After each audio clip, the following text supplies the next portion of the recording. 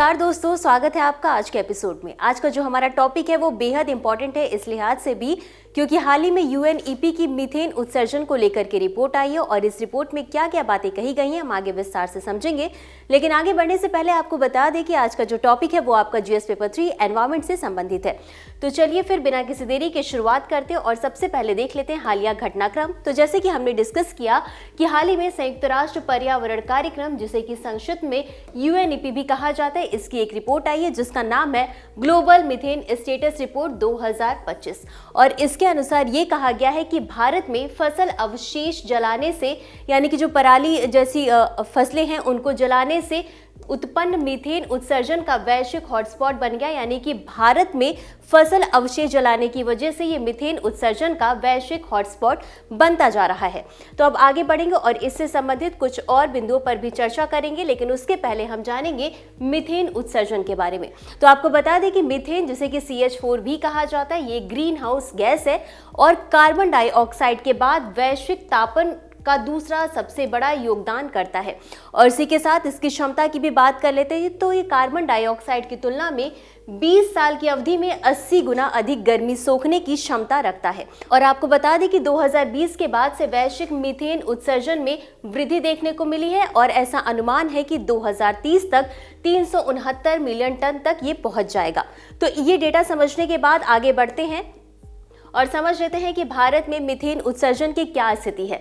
तो आपको बता दें कि चीन और अमेरिका के बाद भारत का मीथेन उत्सर्जन में तीसरा स्थान है, यानी कि भारत दुनिया में तीसरे स्थान पर सबसे बड़ा मीथेन उत्सर्जक है। और इसी के साथ भारत जो है वो वैश्विक उत्सर्जन का लगभग 9% योगदान देता है वैश्विक उत्सर्जन में।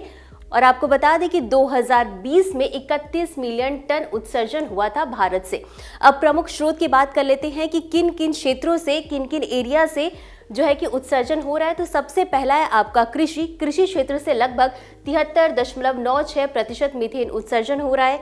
इसी के साथ अपशिष्ट क्षेत्र की बात करें तो यहाँ से 14.46% उत्सर्जन देखने को मिल रहा है।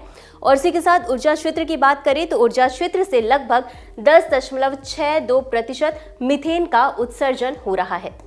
और इसी के साथ कुछ और क्षेत्र भी हैं, जैसे कि फसल अवशेष जलाने की बात करें तो ये एक महत्वपूर्ण और बढ़ता हुआ हॉटस्पॉट है, जैसे कि हमने अभी डिस्कस भी किया है कि रिपोर्ट में ये बात कही गई है। इसी के साथ अपशिष्ट जलाने से मीथेन उत्सर्जन 1995 से 2020 में लगातार बढ़ा है और 1995 में ये 4.5 मिलियन टन था और इसी के साथ 2020 में 7.4 मिलियन टन पहुंच गया, यानी कि इसमें 64% की वृद्धि देखने को मिली है। और इसी के साथ भारत में प्रतिवर्ष 92 मिलियन टन फसल अवशेष जलाया जाता है, जो कि एक काफी बड़ी मात्रा है। और इसी के साथ ऊर्जा क्षेत्र उत्सर्जन की भी बात करें तो ऊर्जा क्षेत्र से 2020 में 4.5 मिलियन टन का उत्सर्जन देखने को मिला था। वहीं 2029 तक अनुमान है कि कोयला खनन से मीथेन उत्सर्जन दोगुने से अधिक हो जाएगा, जो कि लगभग 1670 किलो टन हो जाएगा और अभी ये लगभग 812 किलो टन है। तो ये तो समझा हमने भारत में मीथेन उत्सर्जन की स्थिति क्या है, किन किन क्षेत्रों का योगदान है, कौन कौन से प्रमुख क्षेत्र हैं। अब इसी के साथ हम समझेंगे कि भारत सरकार इसके लिए कौन कौन सी नीतियां अपनाती है, भारत में मीथेन उत्सर्जन को कम करने के लिए क्या क्या प्रयास किए जा रहे हैं। तो सबसे पहले तो हम यही समझेंगे ग्लोबल मीथेन प्लेस के बारे में। तो इसमें कई सारे देश शामिल हैं, कई देश इसके हस्ताक्षर करता है, लेकिन भारत अभी तक इसका हस्ताक्षर करता नहीं है। और इसकी एक मेन वजह यह है कि इसमें शामिल होने से कृषि पर इसका नकारात्मक प्रभाव देखने को मिल सकता है। अब कृषि क्षेत्र के लिए बात करें तो कृषि क्षेत्र के लिए भारत की कौन सी नीतियां अपनाई जा रही हैं, तो इसमें फसल अवशेष प्रबंधन पर ध्यान दिया जाना चाहिए, जिसमें कि स्थायी प्रथाओं जैसे कि कंपोस्टिंग, बायोचार, मशीनीकरण को बढ़ावा दिया जाना चाहिए। यानी कि जो फसल है उनको काट करके, उनको तोड़ करके मिट्टी में मिलाया जाना चाहिए, जिससे कि वो खाद में परिवर्तित हो जाती हैं। इसी के साथ चावल की खेती के बारे में बात करें तो चावल की खेती के लिए लगातार वहां पर पानी न रहने दे, बीच बीच में उसे सूखा भी छोड़े, जिससे कि मीथेन उत्सर्जन कम देखने को मिलेगा।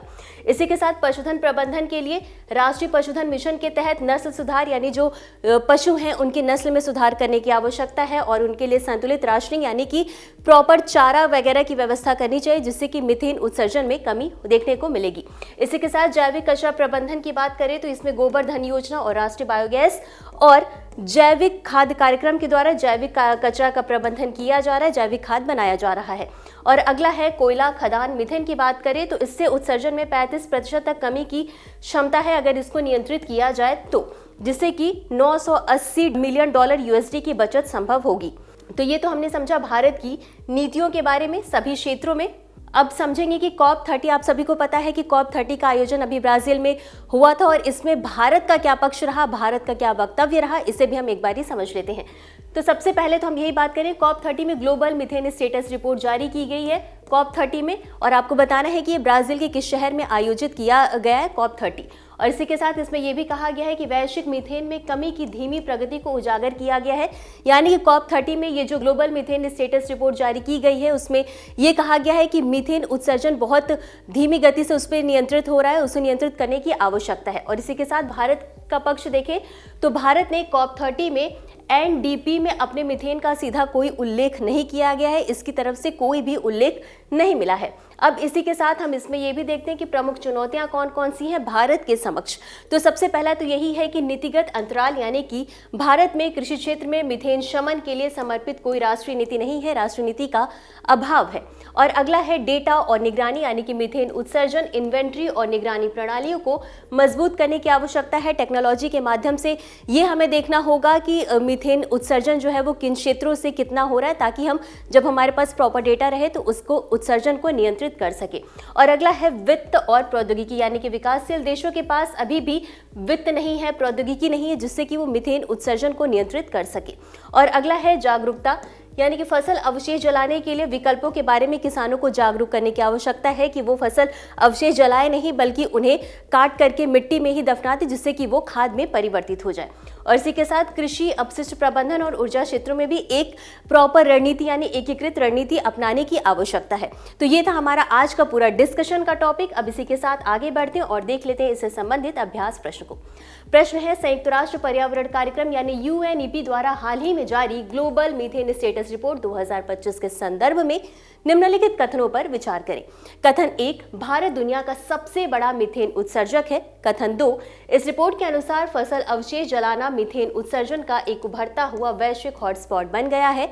और कथन 3 है, मीथेन की वैश्विक तापन क्षमता 20 वर्ष की अवधि में कार्बन डाइऑक्साइड से लगभग 80 गुना अधिक है। उपरोक्त कथनों में से कौन सा या कौन से सही है? आपके ऑप्शंस हैं ए केवल 1 और 2, बी केवल 2 और 3, सी केवल 1 और 3 या डी 1, 2 और 3। और इस प्रश्न का उत्तर आपको हमेशा की तरह कमेंट बॉक्स में देना है। आज के लिए बस इतना ही। मिलते हैं अगले एपिसोड में इसी तरह कुछ अहम और जरूरी खबरों के साथ। तब तक के लिए धन्यवाद।